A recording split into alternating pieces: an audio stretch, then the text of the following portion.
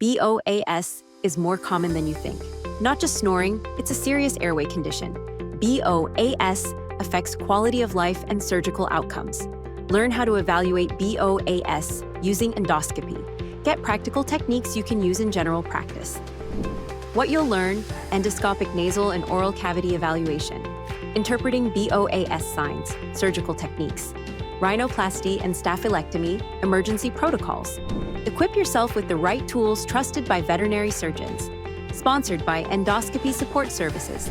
Join us for evaluating brachycephalic obstructive airway syndrome, BOAS, dogs in general practice.